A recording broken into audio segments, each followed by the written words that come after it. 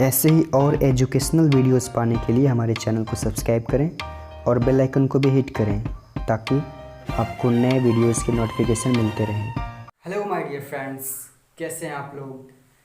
Friends, आज हम लोग एक बहुत ही इंटरेस्टिंग टॉपिक शुरू करने वाले हैं। उस टॉपिक का नाम है वॉइस। वॉइस मतलब आवाज़ होता है वैसे, लेकिन यहाँ पे आपका वॉइस मतलब होता है वाच्य। ये दो प्रकार का होता है। इसमें पहला जो होता है वो होता है एक्टिव वॉइस। इसको हिंदी में हम लोग कहते हैं कर्तृवाच्य।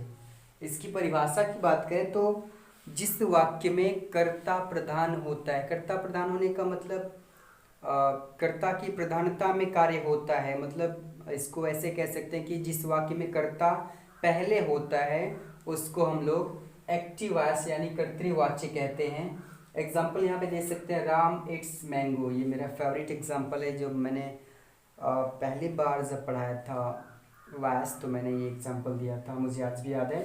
सो कहते हैं कि राम इट्स मैंगो, राम आम खाता है। देखिए यहाँ पे टेंस मायने नहीं रखता कि कौन सा टेंस है, लेकिन यहाँ पे काम कौन कर रहा है तो राम यहाँ पे आम खाने का काम कर रहा है। तो क्या है, राम यहाँ पे कर्ता है, मतलब कर्ता की प्रधानता में कार्य हो रहा है, मतलब कर्ता पहले है। इसका मतलब ये क्या है, एक्टिव वॉइस है। क्लियर। दूसरा होता है पैसिव वॉइस, मतलब होता है कर्मवाच्य। इसी का ठीक उल्टा, मतलब जिस वाक्य में कर्म की प्रधानता होती है, मतलब कर्म पहले होता है। देखिए इस वाक्य को मैं फिर समझाना चाहूंगा कि राम इट्स मैंगो, राम आम खाता है। देखिए राम कार्य कर रहा है इसलिए करता है, और राम जो काम कर रहा है वो क्रिया है। राम क्या कर रहा है, खा रहा है, खाने का काम कर रहा है, तो खाना क्या है, क्रिया है। और राम जो कार्य करता, सॉरी, राम द्वारा किए गए कार्य का प्रभाव जिस व्यक्ति पे या वस्तु पे पड़ता है वो कर्म है। देखिए राम आम खाए तो इसका प्रभाव किस पे पड़ेगा, आम पे। या फिर इसको दूसरे तरीके से कह सकते हैं कि कर्ता द्वारा जो कार्य किया जाता है वो कार्य जिस वस्तु या व्यक्ति की सहायता से किया जाता है वो वस्तु या व्यक्ति कर्म होता है। तो ये कर्ता हमारा है, ये क्रिया है, और ये क्या है, कर्म है। तो इसमें कर्ता पहले था इसलिए ये एक्टिव वॉइस है, और इसमें पैसिव वॉइस में कर्म पहले है, मैंगो पहले है, तो ये क्या है, कर्मवाच्य। तो जिस वाक्य में कर्ता की प्रधानता होती है वो एक्टिव वॉइस है, जिस वाक्य में कर्म की प्रधानता होती है वो क्या है, पैसिव वॉइस है। तो हम जो है इसको उठाकर यहाँ पहले लिखा गया इट था, उसको इटन लिखा गया, इस था नहीं इसमें, उसको इस लिखा गया, बाई नहीं था बाई लिखा गया, राम पहले था उसको उठा करके यहाँ पर लिखा गया। तो ये कैसे हुआ, ये सारी चीजें हमें पढ़ना है वॉइस के अंतर्गत। तो इसके रूल्स होते हैं, खास 3 रूल होते हैं, स्पेशली 3 रूल होते हैं। उस 3 रूल को अगर आप समझ गए बढ़िया से तो मैं गारंटी लेता हूँ कि आप पैसिव वॉइस में कन्वर्जन करने से थोड़ा सा भी नहीं चूकेंगे। तो आइए उस रूल को जान लेते हैं, कौन से रूल हैं जिसको हम लोग जान करके उसका अप्लाई करके हम एक्टिव वॉइस से पैसिव वॉइस में कन्वर्जन कर सकते हैं। तो हमारे रूल्स सिंपल से 3 रूल हैं, एकदम सिंपल। ये सामने लिखा हुआ है। पहला काम आपको करना है कि जो कर्ता है उसको कर्म के स्थान पे लिखना है, और जो कर्म है उसको कर्ता के स्थान पे लिखना है। सिंपली अगर इसको मैं नरेशन के अंदर बताना चाहूँ तो नरेशन मैंने बताया था कभी कि पर्सनल प्रोनाउन में नॉमिनेटिव केस और ऑब्जेक्टिव केस, यानी सब्जेक्टिव केस और ऑब्जेक्टिव केस। वही बात यहाँ पे है कि सब्जेक्टिव केस को ऑब्जेक्टिव केस के स्थान पे लिखना है, और ऑब्जेक्टिव केस को सब्जेक्टिव केस के स्थान पे लिखना है। उसको मैंने यहाँ पे डिफाइन कर दिया है। आई सब्जेक्टिव केस के स्थान पे रहेगा तो उसको ऑब्जेक्टिव केस बनाएंगे तो वो मी बनेगा, और अगर ऑब्जेक्टिव केस में मी है उसको सब्जेक्टिव केस बनाएंगे तो वो आई बनेगा। ठीक उसी प्रकार से वी का अस और अस का वी होगा, यू का यू, इस यू का यू रहेगा। ही को ऑब्जेक्टिव केस में हिम लिखेंगे, हिम का सब्जेक्टिव केस ही लिखेंगे। सी का हर का सी, दे का देम का दे, और इट का इट रहेगा। एस एन एस का S N S, P N S का पी एन एस, मतलब ये सेम रहता है। एस एन एस मतलब singular number subject, P N S मतलब plural number subject. S N S में एक वचन कर्ता, मतलब जैसे the girl, the boy, the man, the women, the doctor, the teacher, anything एक वचन करता है तो वो ऑब्जेक्ट बनाएंगे तो वो एक वचन कर्ता में उसी रूप में रहेगा। ठीक उसी प्रकार से पीएनएस मतलब प्लूरल नंबर सब्जेक्ट, मतलब कि बहुवचन करता, जैसे the children, the boys, the girls, the women, the people, है ना। तो ये सब क्या है, प्लूरल नंबर सब्जेक्ट। तो इसको जब ऑब्जेक्टिव केस बनाएंगे तो वो उसी रूप में रहेगा। तो पहला काम आपने यही करना है कि कर्ता को कर्म के स्थान पे लिखना है और कर्म को कर्ता के स्थान पे लिखना है। सेकंड काम आपको करना है कि वी थर्ड मतलब जो आपका क्रिया है उसको आपको हमेशा थर्ड फॉर्म में लिखना है। कहने का मतलब ये है कि जब भी आप एक्टिव वास को पैसिव वास में कन्वर्ट करेंगे तो पैसिव वास में जब भी आप क्रिया लिखेंगे तो उसको हमेशा, हमेशा की बात कर रहा हूं, हमेशा आपको उसको थर्ड फॉर्म में ही लिखना है। और तीसरी बात लास्ट, जब भी आप किसी कर्ता को कर्म के स्थान पे लिखेंगे मतलब किसी सब्जेक्टिव केस को ऑब्जेक्टिव केस में कन्वर्ट करके लिखेंगे तो उस ऑब्जेक्टिव केस के पहले आपको बाई का प्रयोग करना पड़ेगा। मैंने दिखाया था ना, वो एग्जांपल में फिर से दिखा रहा हूँ आपको। लिखा था राम इट्स मैंगो, इसको अगर ये पैसिवस में, इसको ये एक्टिवस था हमारा और इसको पैसिवस में अगर कन्वर्ट किया जाए तो क्या हो जाता था, यहाँ पे मैंगो पहले था मतलब ये क्या किया मैंने, इसको यहाँ लिखा। ओके, अब यहाँ पे हेल्पिंग वर्ब लगाया था, ये क्रिया थी, इसका थर्ड फॉर्म लिखा हुआ था। उसके बाद ये जो करता था इसको कर्म बनाया, इसके पहले बाई लिखा हुआ था, तो बाई और राम। कहने का मतलब क्या, इसको यहाँ लिखा गया, इसको यहाँ लिखा गया, इसका थर्ड फॉर्म लगाया गया और इसको यहाँ लिखने से पहले मतलब कर्ता को कर्म बनाकर लिखने से पहले इसके पहले बाई का प्रयोग किया गया। तो ये तीन रूल आपको किसी भी टेंस में किसी भी यूज में सेम प्रोसेस में यूज करना है। मतलब आपका जितने भी आपको 12 टेंस हैं, 12 टेंस में आपका 8 टेंस का पैसिवस बनता है, बाकी 4 का नहीं बनता। अभी मैं प्रोसेस दिखा रहा हूँ आपको। तो किसी भी टेंस की बात करें और किसी भी यूज की बात करें, यूज भी बहुत सारे होते हैं, तो किसी भी यूज किसी भी टेंस की बात करें, सभी यूजेस में सभी टेंसेस में ये तीन रूल 100% अप्लाई किए जाएंगे। मतलब कर्ता को कर्म के स्थान पे लिखना है, कर्म को कर्ता के स्थान पे लिखना है आपको, और क्रिया का थर्ड फॉर्म लिखना है, और कर्ता को कर्म बनाते समय उसके ठीक पहले आपको बाई का प्रयोग करना है। ये तीनों काम आपको सेम करना है हर टेंस में, हर यूज में। तो बदलता क्या है आपका, बदलता आपका खाली है सहायक क्रिया। किसी भी टेंस के या किसी भी यूज के पैसिव वास की सहायक क्रिया चेंज रहती है। मतलब कि अगर मैं प्रेजेंट इंडिफिनिट टेंस की बात करूँ, यहाँ पे है ना इट्स प्रेजेंट इंडिफिनिट टेंस है, इसके पैसिव वास की सहायक क्रिया होती है इज आर एम। और अगर मैं पास्ट इंडिफिनिट टेंस की बात करूँ तो पास्ट इंडिफिनिट टेंस के पैसिव वास की सहायक क्रिया होती है वाज वर। और अगर फ्यूचर इंडिफिनिट टेंस के पैसिव वास की सहायक क्रिया की बात करें तो वो होता है विल बी और शैल बी। लेकिन सभी टेंसेस में, सभी यूजेस में आपको क्या करना है, ये तीनों प्रोसेस, तीनों काम, तीनों रूल अप्लाई करना है। तो अलग क्या है आपका सहायक क्रिया। तो क्यों ना अगर हम लोग सहायक क्रियाओं को याद कर लें, इन द सेंस कि क्यों ना हम सभी टेंसेस, सभी यूजेस के पैसिव वास की सहायक क्रिया को याद कर लें। चलिए याद ना करिए, मैं आपको उसको समझने का तरीका अगर बता दूं कि आपको अगर समझ में आ जाए कि किस टेंस के पैसिव वास की सहायक क्रिया क्या होती है, तो आप ये तीनों रूल अप्लाई करके उस टेंस को एक्टिव वास से पैसिव वास में कन्वर्ट कर सकते हैं। आई नो आप कर सकते हैं। तो चलिए पहले हम लोग जान लेते हैं कि किसी भी टेंस या किसी भी यूज के पैसिव वास की सहायक क्रिया क्या होती है। तो सबसे पहले टेंस की बात करते हैं। देखिए मैं फिर से रिवाइज करना चाहूँगा कि हमें क्या करना है, एक्टिव वास से पैसिव वास कन्वर्ट करने के लिए हमें तीन रूल को अप्लाई करना है सभी टेंसेस में, सभी यूजेस में। पहला काम कर्ता को कर्म बनाना है, कर्म को कर्ता। दूसरा काम आपको क्रिया का थर्ड फॉर्म लगाना है। तीसरा फॉर्म आपको कर्ता को कर्म बनाते समय उसके पहले बाई का यूज़ करना है। इसके बाद मैंने बताया कि सभी टेंसेज और सभी यूजेस के पैसिव वास की सहायक क्रिया अगर हमें पता हो जाए तो हम किसी भी टेंस, किसी भी यूज के पैसिव वास के एक्टिव वास को पैसिव वास में कन्वर्ट कर सकते हैं। तो हमारे सामने है टेंस। तो पहले टेंस की बात करेंगे तो एक्टिव वास से पैसिव बनाने के लिए हमें अगर सभी टेंसेस के पैसिव वास की सहायक क्रिया अगर जाननी हो तो सिंपल सी बात, टेंस की बात करें तो 4 ऐसे टेंस होते हैं जिसका पैसिव वास नहीं बनाया जाता। कौन कौन से हैं? Present perfect continuous tense, past perfect continuous tense, future perfect continuous tense. मतलब प्रेजेंट टेंस, पास्ट टेंस और फ्यूचर टेंस, तीनों टेंस का लास्ट वाला टेंस का पैसिव वास नहीं बनता। और फ्यूचर का कंटिन्यूअस टेंस, मतलब फ्यूचर कंटिन्यूअस का टेंस का भी पैसिव वास नहीं बनता। मतलब कि आपको 4 टेंसेस का पैसिव वास नहीं बनाना पड़ेगा। बचा क्या आपका लगभग क्या एग्जैक्ट 8 टेंस बचे हमारे। कौन कौन से बचे? Present indefinite tense, present continuous, present perfect, हाँ ठीक है, पास्ट इंडिफिनिट और पास्ट कंटिन्यूअस और पास्ट परफेक्ट, और future indefinite, future perfect tense.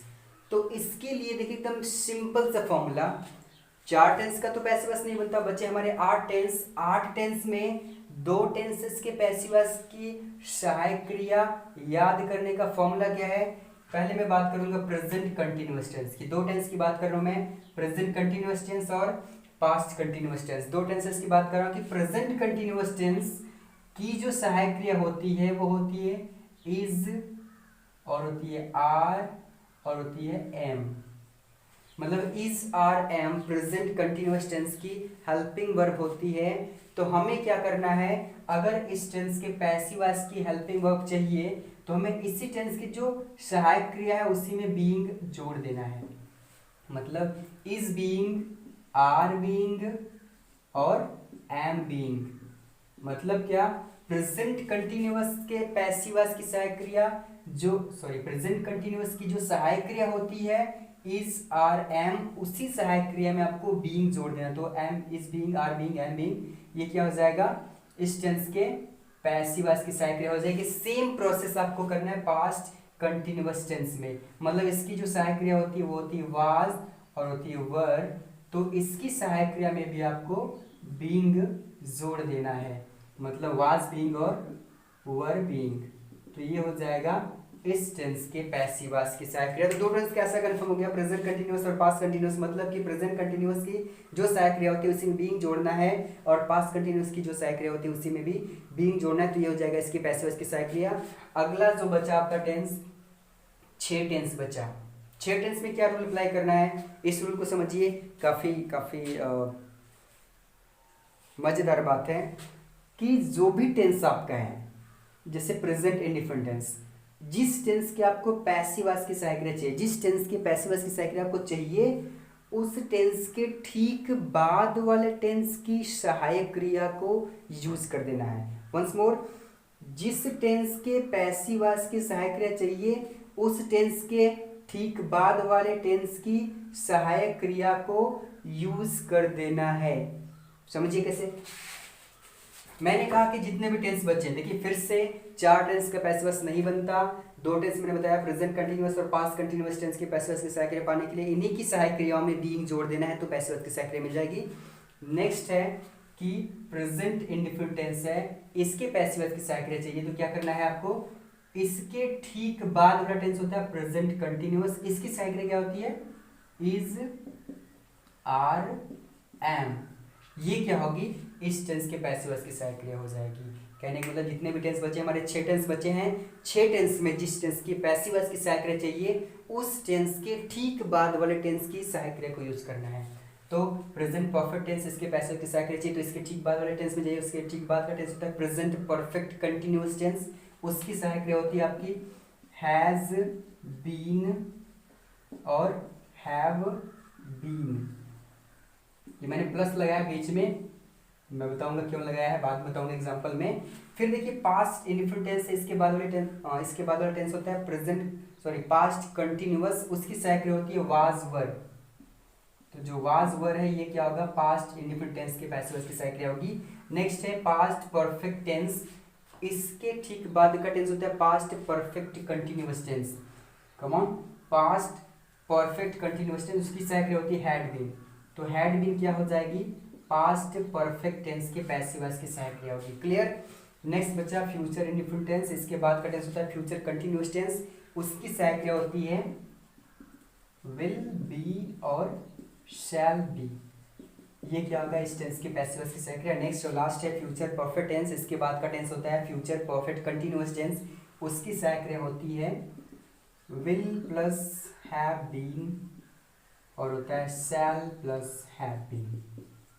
तो ये क्या होगा, इस टेंस के पैसिव वॉइस की सहायक क्रिया हो जाएगी। आशा करता हूँ कि सहायक क्रियाएं याद हो गई होंगी, आपको याद हो गई हो तो वीडियो को तुरंत लाइक करिए। ठीक है, आगे देखते हैं। ये तो टेंसेस की बात हो गई कि सभी टेंसेस के पैसिव वॉइस की सहायक क्रिया क्लियर। लेकिन अभी यूजेस की बात करें तो यूजेस में पैसिव वॉइस की सहायक क्रिया पाने के लिए आपको क्या करना है, सिंपल कोई भी यूज हो उसके पैसिव वॉइस की हेल्पिंग वर्ब चाहिए आपको, तो उस यूज में आपको बी जोड़ देना है। जैसे कैन बी क्या होगा, पैसिव वॉइस की सहायक क्रिया। कुड यूज है, इसके पैसिव वॉइस की सहायक क्रिया चाहिए तो कुड बी। मे यूज है तो इसके पैसिव वॉइस की सहायक क्रिया मे बी। माइट यूज है इसके पैसिव वॉइस की सहायक क्रिया, माइट बी, शुड यूज है इसके पैसिव वॉइस की सहायक क्रिया, शुड बी, वुड का यूज है इसके पैसिव वॉइस की सहायक क्रिया, वुड बी। इसी प्रकार से आपको जितने भी टेंस हैं, सॉरी जितने भी यूजेस मिलेंगे सभी के लास्ट में आपको बी जोड़ देना है, तो उस यूज के पैसिव वॉइस की सहायक क्रिया मिल जाएगी। तो ये रहा टेंस और यूजेस सभी के पैसिव वॉइस की सहायक क्रिया। उम्मीद करता हूँ आपको समझ में जरूर आया होगा। तो ये इसके बाद हम लोग देखते हैं कि एग्जाम्पल, मतलब कैसे हम लोग एक एक्टिव वॉइस को पैसिव वॉइस में कन्वर्ट करेंगे। तो एग्जाम्पल देखते हैं, उसके बाद समझते हैं इस चीज़ को। पहला एग्जाम्पल वो मैंने पीछे एग्जाम्पल में दिया था यही, तो जान लेते कैसे कन्वर्ट हुआ। देखिए, जब भी आपको कोई सेंटेंस दिखे उसको पैसिव वॉइस में कन्वर्ट करना है, तो आपको पहला काम ये करना है, उस सेंटेंस को पहचानना है कि वो कौन सा टेंस है या फिर उसमें कौन सा यूज है। तो यहाँ पे देखते हैं, तो एस फॉर्म किस में लगाता है, प्रेजेंट इंडिफरेंट टेंस में। दूसरा काम आपने करना है कि आपको इस टेंस या इस यूज के पैसिव वॉइस की हेल्पिंग वर्ब कंफर्म कर लेना है। तो प्रेजेंट इंडिफरेंट टेंस रूल के अकॉर्डिंग इसके पैसिव वॉइस की सहायक क्रिया, इसके टेंस के बाद, इसके बाद के टेंस मतलब प्रेजेंट कंटिन्यूअस टेंस की सहायक क्रिया, इस टेंस के पैसिव वॉइस की सहायक क्रिया। मतलब प्रेजेंट कंटिन्यूअस टेंस की सहायक क्रिया होती है इज आर एम, ये क्या होगा, इस टेंस के पैसिव वॉइस की सहायक क्रिया होगी। क्लियर। तो अब हमें पहला काम टेंस कंफर्म कर लिए, दूसरा काम पैसिव वॉइस की सहायक क्रिया कंफर्म कर लिए, तीसरा काम आपको करना है वही जो मैंने बताया था पहले कि कर्ता को कर्म के स्थान पे ले जाना है और कर्म को कर्ता के स्थान पे ले जाना है। दूसरा काम आपको क्रिया का थर्ड फॉर्म लगाना है। तीसरा काम आपको बाय का प्रयोग करना है जब कर्ता को कर्म बनाएंगे तो उसके पहले। तो रूल अप्लाई करते हैं, ये हमारा कर्ता है, ये हमारा कर्म है, ये वर्ब यानी क्रिया, इसको यहाँ लाना है और इसको यहाँ लाना है। क्लियर करते हैं, इसको यहाँ लाते हैं, पहले ये लिखा है तो इसके साथ में क्या लिखना है, इसको लिखना है, तो हो जाएगा मैंगो। फिर क्या, हेल्पिंग वर्ब लिखना है, भले इसमें हेल्पिंग वर्ब हो ना हो लेकिन पैसिव वॉइस में हेल्पिंग वर्ब लिखना पड़ेगा। तो इसके according helping verb is are am में से लिखेंगे इज। ओके, फिर थर्ड ये क्रिया लिखा है तो हमें क्या करना है, क्रिया का थर्ड फॉर्म लिखना है, तो हो जाएगा ईट का थर्ड फॉर्म होता है ईटन। इसके बाद क्या, ये मैंगो लिखा है तो हमें क्या करना है, इस कर्ता को उठाकर इसके स्थान पे लिखना है, लेकिन जानते हैं कि कर्ता को कर्म बनाते समय उसके पहले बाय का प्रयोग करते हैं, तो हो जाएगा बाय राम। ये हो गया हमारा पैसिव वॉइस। दूसरा एग्जांपल देखते हैं, is he eating food in the morning. तो जैसे मैंने बताया कि पहला काम आप करना क्या है, टेंस कंफर्म करना। टेंस क्या है हमारा, इज और क्रिया का आईएनजी, तो प्रेजेंट कंटिन्यूअस टेंस, इसके पैसिव वॉइस की सहायक क्रिया मैंने बताया कि प्रेजेंट कंटिन्यूअस टेंस और पास्ट कंटिन्यूअस टेंस के पैसिव वॉइस की सहायक क्रिया पानी है, तो उन्हीं की सहायक क्रियाओं में बीइंग जोड़ देना है। तो इसके पैसिव वॉइस की सहायक क्रिया क्या होगी, प्रेजेंट कंटिन्यूअस, इसकी पैसिव वॉइस की सहायक क्रिया हो जाएगी इज बीइंग, आर बीइंग और एम बीइंग। अब रूल अप्लाई करते हैं। रूल क्या हमारा, कर्ता को कर्म बनाना है, कर्ता हमारा है ही, कर्म है फूड। तो कर्म की पहचान मैंने बताया कि कर्ता जिस वस्तु या व्यक्ति की सहायता से काम करता है वो कर्म होता है। कर्ता क्या कर रहा है, खा रहा है, किसकी सहायता कर रहा है, खाना की सहायता से। मतलब अब बिना मतलब खाना रहेगा तभी तो खाएगा, मतलब कुछ खाने के लिए रहेगा तभी तो खाएगा। या फिर दूसरे शब्दों में कि कर्ता द्वारा किए गए कार्य का प्रभाव जिस वस्तु या व्यक्ति पड़ता है वो कर्म होता है। तो कर्ता क्या कर रहा है, खा रहा है, तो किसको खा रहा है, भोजन को खा रहा है, तो ये क्या हमारा कर्म है। तो हमें क्या करना है, इसको यहाँ लाना है, इसको यहाँ लाना है। क्लियर, लाते हैं, इसको यहाँ लाएंगे, लेकिन इसके पहले क्या देखिए, सहायक क्रिया। तो जैसे एक्टिव वॉइस का सेंटेंस लिखा है उसी प्रकार से पैसिव वॉइस का सेंटेंस लिखेंगे। कहने का मतलब ये है कि एक्टिव वॉइस में हेल्पिंग वर्ब पहले लिखा है तो पैसिव वॉइस में भी हेल्पिंग वर्ब पहले लिखेंगे। तो इज और बीइंग हेल्पिंग वर्ब है, लेकिन आप जानते हैं कि जब भी दो सहायक क्रिया होती है एक साथ तो हमें क्या करना है, दूसरी सहायक क्रिया को क्रिया से ठीक पहले लिखना होता है और बाकी पहले नहीं। पहले क्या होता है, जो मेन हेल्पिंग वर्ब होती है वो होता है। तो इस पहले लिख दिए, फिर इसके स्थान पे ये लिखना है, यानी फूड कंफर्म, ईट है, क्रिया लिखा तो हम भी क्रिया लिखेंगे, लेकिन क्या करें, मैंने बताया कि क्रिया से ठीक पहले दूसरी सहायक क्रिया को। तो इस फूड, उसके बाद बीइंग, पैसिव वॉइस की सहायक क्रिया इज बीइंग है ना, उसके बाद क्रिया, इसका थर्ड फॉर्म तो ईटन। अब फूड लिखना है, इसके स्थान पे लिखना है हिम, तो बाय लिखेंगे, कर्ता ही है, इसको कर्म बनाएंगे तो क्या बनेगा, हिम। जो बचा उसको जैसे है वैसे लिख दीजिए, इन द मॉर्निंग। इसके बाद क्वेश्चन मार्क है तो हम भी क्वेश्चन मार्क लगा देंगे। कहने का मतलब ये है कि आपको एक्टिव वॉइस के सेंटेंस को ही फॉलो करना है पैसिव वॉइस में भी। ओके, नेक्स्ट एग्जांपल समझते हैं। लिखा है एक्टिव वॉइस में कि you have not completed your homework. पहला काम करना है आपने कि आपने इस सेंटेंस को पहचानना है कि कौन सा सेंटेंस है, मतलब कौन सा टेंस है, कौन सा यूज है। तो हैव और क्रिया का थर्ड फॉर्म यानी प्रेजेंट परफेक्ट टेंस। तो दूसरा काम आपको करना है इसके पैसिव वॉइस की साइकिल। इसके पैसिव वॉइस की साइकिल होती है हैज बीन और हैव बीन। ओके, हाँ, हैज बीन और हैव बीन। अब दूसरा काम, तीसरा काम आपको करना है कि कर्ता हमारा ये है, इसको ला जाना है यहाँ पे। कहाँ गया योर होमवर्क। ये देखिए टोटल ये पूरा मिलाकर आपका कर्म बनेगा। अपना गृह कार्य, वो क्या टोटल क्या है आपका कर्म है। मैंने बताया ना क्रिया के बाद कर्म होता है। यह कर्ता द्वारा किए गए कार्य का प्रभाव जिस वस्तु या व्यक्ति पड़े वो कर्म है। तो होमवर्क पूरा कर रहा है, अपना काम गृह काम पूरा करने की बात हुई तो ये क्या होगा, कर्म होगा।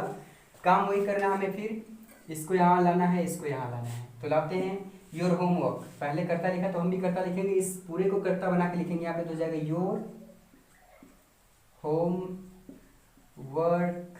ओके, फिर हेल्पिंग वर्ब लिखा है तो हम भी हेल्पिंग वर्ब लिखेंगे, हैज बीन और हैव बीन। तो हैज बीन है तो हैज बीन, लेकिन बीन दूसरी सहायक क्रिया। मैंने बताया दो सहायक क्रिया थे, तो दूसरी सहायक क्रिया कहाँ लिखते हैं, क्रिया से ठीक पहले। तो अभी नॉट है तो हम लिखेंगे नॉट, इसका कंप्लीटेड, उसके पहले हमें लिखना है बीन।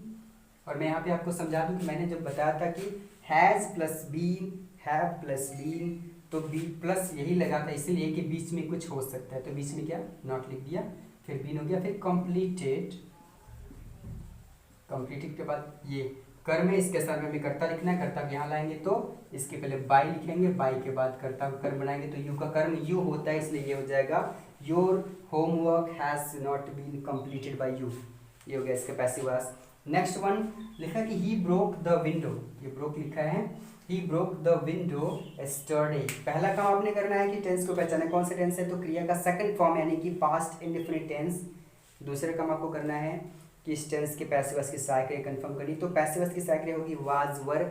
रूल के अकॉर्डिंग मैंने बताया था कि पास्ट इंडेफिनिट है, इसके बाद की टेंस होती है पास्ट कंटिन्यूअस, उसकी सहायक क्रिया होती है वाज वर। तो वो सहायक क्रिया होगी, इसके पैसिव वॉइस की सहायक क्रिया होगी, यानी इस टेंस के पैसिव वॉइस की सहायक क्रिया होगी वाज और वर। अब आपने क्या करना है, रूल अप्लाई करना है, कर्ता कर्म, कर्म कर्ता, क्रिया का थर्ड फॉर्म और बाई। तो कर्ता हमारा ही है और कर्म क्या है, द विंडो। इसको यहाँ लाना है, इसको यहाँ लाना है, तो ला दीजिए, हो जाएगा द विंडो। इसके बाद क्रिया का थर्ड फॉर्म लिखना है, सॉरी इसके बाद आपको हेल्पिंग वर्ब लिखना है, तो वाज। अभी हमारा क्रिया है ब्रोक, इसका थर्ड फॉर्म लिखेंगे तो होता है ब्रोकन। इसके बाद कर्ता कर्म बनाना है, कर्ता हमारा ही है, कर्म बनाएंगे तो हिम बनेगा, लेकिन इसके पहले क्या लिखना होगा हमें, बाई, तो बाई हिम। तो the window was broken by him. अगला एग्जांपल हमारा थोड़ा सा डिफरेंट है। डिफरेंट क्या, इसके पहले हम लोग ऐसा जान चुके हैं। देखिए मैंने बताया कि जब भी एक्टिव वॉइस से पैसिव वॉइस कन्वर्ट करना तो हम एक्टिव वॉइस के सेंटेंस को ही फॉलो करेंगे। तो पहला आपने काम जो करना है वो करना है टेंस को पहचान। तो डीड क्या है, पास्ट इंडेफिनिट टेंस है, इसके पैसिव वॉइस की सहायक क्रिया तो वाज और वर। ओके, तो दूसरे काम आपने करना है कि कर्ता हमारा ये है, कर्म ये है, इसको यहाँ लाना है, इसको यहाँ लाना है, बाकी वो तीनों जो भी काम है आपको प्रोसेस वही करना है। तो पहले हेल्पिंग वर्ब लिखा है तो हम भी पहले हेल्पिंग वर्ब ही लिखेंगे, वो भी अकॉर्डिंग टू सब्जेक्ट। तो पहले सी लिखा है, इसके साथ हमें यू लाना है, इसको यहाँ पे यू लाएंगे तो इसके पहले हमें हेल्पिंग वर्ब लिखना है, तो क्या लिखेंगे, वर्ब। समझ गए। फिर सहायक क्रिया लिखा तो हम सहायक क्रिया लिख दिए, कर्ता लिखा तो हम भी पैसिव वॉइस का कर्ता लिख दिए। फिर क्रिया लिखा है तो हम भी क्रिया लिखेंगे, तो कॉल, क्रिया का थर्ड फॉर्म लिखना होता है कॉल्ड। फिर ये कर्म लिखा है तो हम कर्ता को कर्म बनाएंगे तो हो जाएगा बाई। सी का कर्म होता है हर, बताते ना, कर्ता कर्म बनाएंगे तो इसके पहले बाई। बच्चा क्या, एस्टरडे।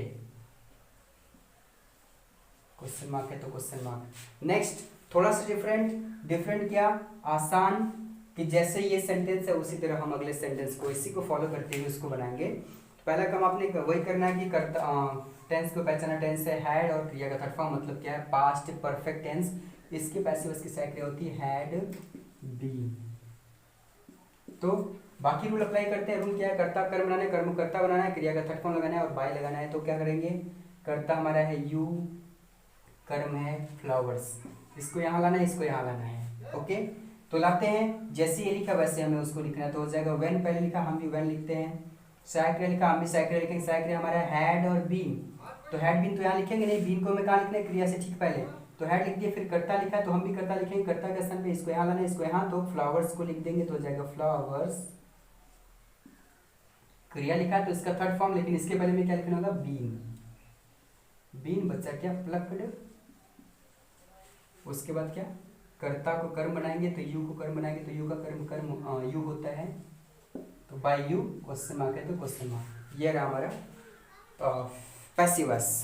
अगला सेंटेंस आपके सामने थोड़ा सा डिफरेंट है। डिफरेंट क्या है इसमें कि ये सेंटेंस एक वर्ड है हु, इस शब्द से शुरू है।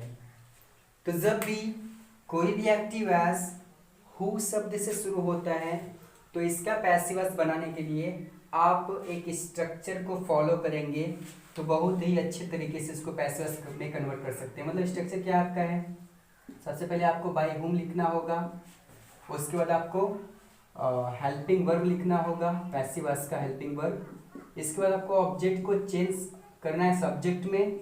इसके बाद अगर नॉट है तो लिख दीजिए, नहीं है तो मत लिखिए। उसके बाद क्रिया का थर्ड फॉर्म आपको लिखना है।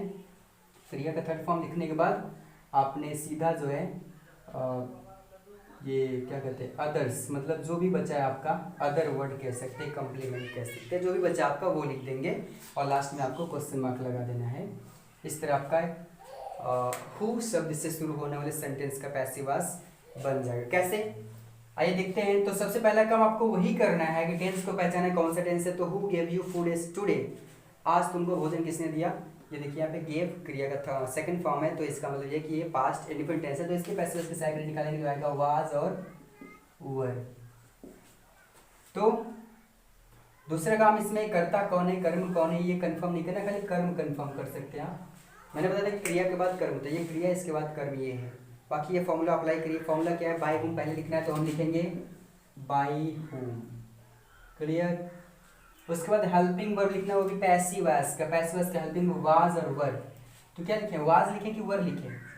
चलिए मैं वाज लिख ले रहा हूँ, फिर बता रहा हूँ कि ये वाज क्यों नहीं रहेगा, तो वर रहेगा, क्यों रहेगा बता रहा हूँ भी।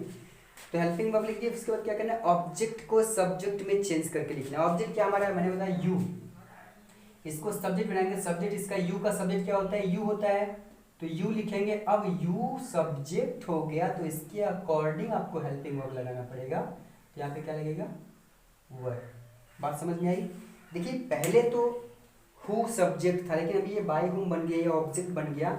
यहाँ पे यू सब्जेक्ट था, इसको सॉरी ऑब्जेक्ट, वर्ब के बाद ऑब्जेक्ट होता है, ऑब्जेक्ट था, इसको सब्जेक्ट बनाया गया, बताया ना, ऑब्जेक्ट चेंज टू सब्जेक्ट, तो इसको सब्जेक्ट है। तो अब ये सब्जेक्ट है, इसके अकॉर्डिंग आपको हेल्पिंग वर्ब लगाना पड़ेगा, तो ये हो जाएगा वर।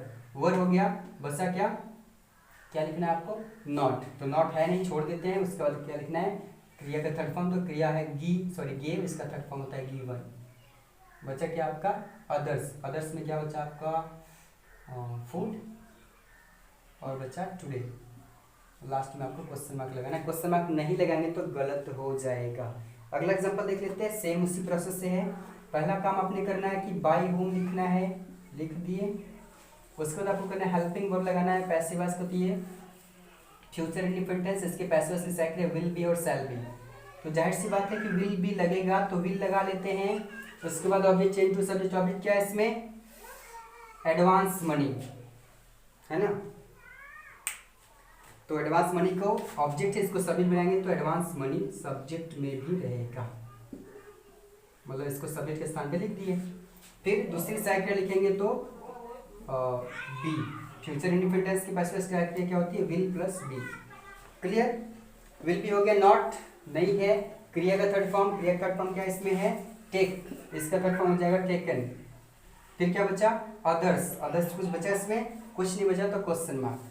तो ये हो गया बाय हुम, मतलब हु शब्दों से शुरू होने वाले सेंटेंस का पैसिव वॉइस बनाने का तरीका। समझ में आ गया, नहीं समझ में आया तो कमेंट बॉक्स में जरूर पूछिएगा, मैं उसको आगे बताऊंगा।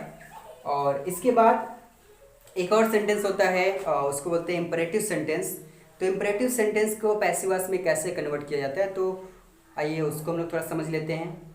इंपरेटिव सेंटेंस की बात करें तो सबसे पहले हमें जान लेना चाहिए कि वो होता क्या है। तो इंपरेटिव सेंटेंस, जैसा कि मैं उसमें नरेशन में बताया था कि कोई भी सेंटेंस अगर वर्ब से शुरू होता है, क्रिया से शुरू होता है या फिर डू नॉट से शुरू होता है, तो समझिए कि वो इम्परेटिव सेंटेंस है। या फिर दूसरे तरीके में कि जिस सेंटेंस में आपको आज्ञा या फिर प्रार्थना या फिर सलाह या फिर मना करने जैसी बातें जो है कि प्रकट करने के लिए आपको क्रिया से शुरू हो कोई सेंटेंस या फिर डू नॉट से शुरू हो, तो वो सेंटेंस क्या होता है? इम्परेटिव सेंटेंस, मतलब उसको बोलते हैं आज्ञा सूचक वाक्य। तो ऐसे सेंटेंस को अगर हमें पैसिव वॉइस में कन्वर्ट करना है तो आपको सिंपल से एक फॉर्मूला यूज करना है। यहाँ पे आपको दिख रहा है कि जब भी कोई सेंटेंस, यहाँ पे देखिए एग्जांपल भी मैंने दिया है, रीड योर बुक प्रॉपर्ली, क्रिया से शुरू होती है इम्परेटिव सेंटेंस। इसका पैसिव वॉइस बनाने के लिए आपको सिंपल से कम आपको करना है कि सबसे पहले लिखना है यू आर लिखेंगे, इसका भाव लिखेंगे, रीड योर बुक प्रॉपर्ली, अपनी किताब ठीक से पढ़ो। क्या है? आदेश, मेरे हिसाब से तो आदेश है। तो अगर आदेश है तो आपको क्या लिखना है? You are ordered. अगर इसमें प्रार्थना होता तो लिखना होता है यू आर रिक्वेस्टेड। अगर इसमें आपको सलाह दिया जाता तो लिखा जाता यू आर सजेस्टेड या यू आर एडवाइज्ड। इसके बाद आपको करना है कि टू लिखना है। टू लिखने के बाद जो सेंटेंस है उसको पूरा पूरा लिख देना है। आसान सा देख लीजिए कैसे है। आपको सबसे पहले लिखना है यू आर, इसके बाद इसका भाव क्या है? रीड योर बुक प्रॉपर्ली, अपनी किताब ठीक से पढ़ो। तो आदेश है तो हमें लिखना है इसमें ऑर्डर्ड।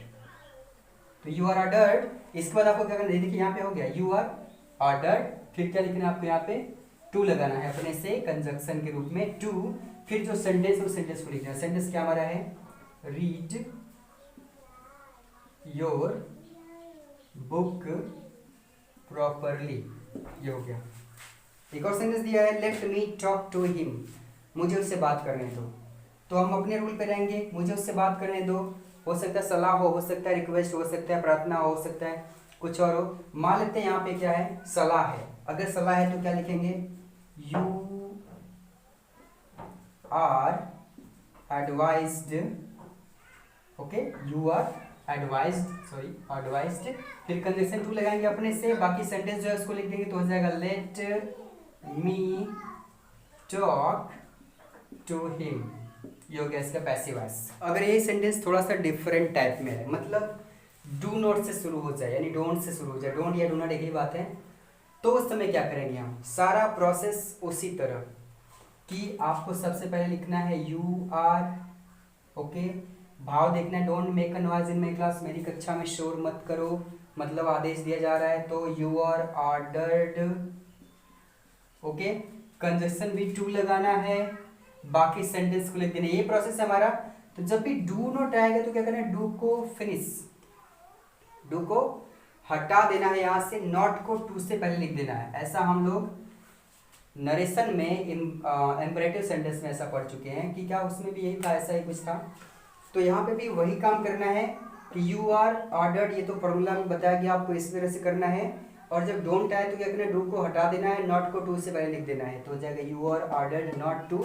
अब जो बाकी प्रोसेस बचा सेंटेंस को लिख देना, तो हो जाएगा make a noise in my class, make a noise in my class. ये हो गया हमारा ये हो गया हमारा पैसिव वॉइस। एक और देखते हैं थोड़ा सा डिफरेंट क्या कि इसी को मैं दूसरे तरीके से बता रहा हूँ, मतलब और ये सेंटेंस दूसरे तरीके से कैसे बनेगा कि जब भी डोंट आए, डू नॉट आए, तो हम जो यू आर लिख रहे थे वो तो यू आर लिखेंगे ही लिखेंगे, ओके। जहाँ पे हम ऑर्डर्ड या एडवाइज्ड लिखते थे, फिर नॉट, फिर टू लिखते थे ना, ये इसको क्या करना है? थोड़ा सा चेंज करना है कि जो ऑर्डर रिक्वेस्ट लिखे हैं वहाँ पे अगर डू नॉट है, मतलब डू नॉट से आया सेंटेंस, तो हमें क्या करना है कि ऑर्डर रिक्वेस्टेड एडवाइस सजेस्टेड ऐसा लिखने की जरूरत नहीं है। आपको लिखना है यहाँ पे फॉरबीडन। क्या लिखना है? फॉरबीडन। फॉरबीड मतलब होता है मना करना, फॉरबेड उसका सेकंड फॉर्म है, फॉरबीडन क्या है? इसका थर्ड फॉर्म है। तो जब भी डू नॉट आए तो हमें आंख बंद करके यू आर फॉरबीडन लिख देना है, उसके बाद आंख बंद करके ही टू लिखना है, और आंख बंद करके ही डोंट को हटाना है, और आंख बंद करके जो बचा उसको लिख देना है, मतलब मेक अ नॉइज। और ये सारी चीज़ें आप आंख बंद करके लिख सकते हैं, मैं जानता हूँ।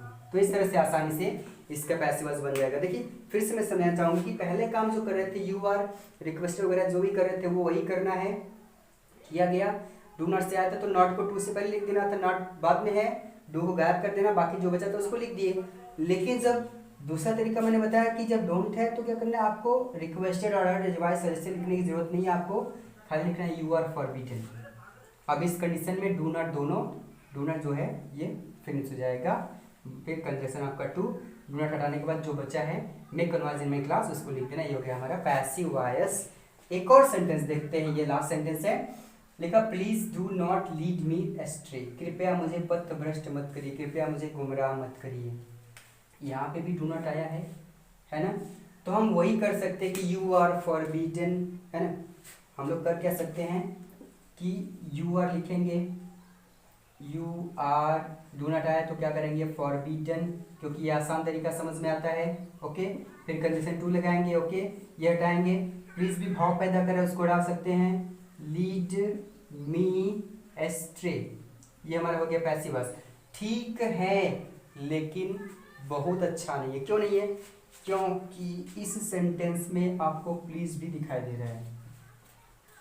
प्लीज कहने के, देखिए फॉरबिड का मतलब क्या? फॉरबिड का मतलब मना करना। मतलब यहाँ पे इस सेंटेंस में फिर समझाऊंगा आपको। कह रहा है कि मेरी कक्षा में शोर मत करो। अब इसको मैंने यहाँ पे दिखाया कि तुम्हें मेरी कक्षा में शोर न करने का आदेश दिया जाता है, ये हो गया अर्थ इसका। इसको देखिए, you are forbidden to make converse in my class, मतलब तुम्हें मेरी कक्षा में शोर करने से मना किया जाता है।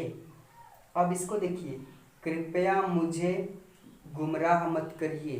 अब इसका दूसरा अर्थ देखिए, आपको मुझे गुमराह करने के लिए मना किया जा रहा है ना। थोड़ा डिफरेंट नहीं लग रहा है? चलिए मैं डिफरेंट बताता हूँ आपको। डिफरेंट क्या है कि प्लीज़ यहाँ पे देखिए रिक्वेस्ट का भाव है, मतलब कहना मैं ये चाहता हूँ कि जब भी प्लीज़ दिख जाए और डू नॉट दिख जाए तो ये तरीका लगा दिया फॉरबिडन वाला तो ठीक है, लेकिन आप मैक्सिमम टाइम ये करिए कि जब भी प्लीज़ दिख जाए तो कुछ नहीं तो कम से कम इसमें रिक्वेस्टेड जरूर लगाइए कि यू आर रिक्वेस्टेड। रिक्वेस्टेड क्यों? क्योंकि यहाँ पे प्लीज ये भाव दे रहा है कि प्रार्थना किया जा रहा है, इसलिए क्या करेंगे यू आर रिक्वेस्टेड लिखेंगे। उसके बाद वही प्रोसेस, डू नॉट है, डू नॉट है तो नॉट को 2 से पहले लिखेंगे, डू को गायब कर देंगे, प्लीज भी हट जाए क्योंकि इसके लिए रिक्वेस्टेड लग गया है। बचे क्या? Lead me ashtray.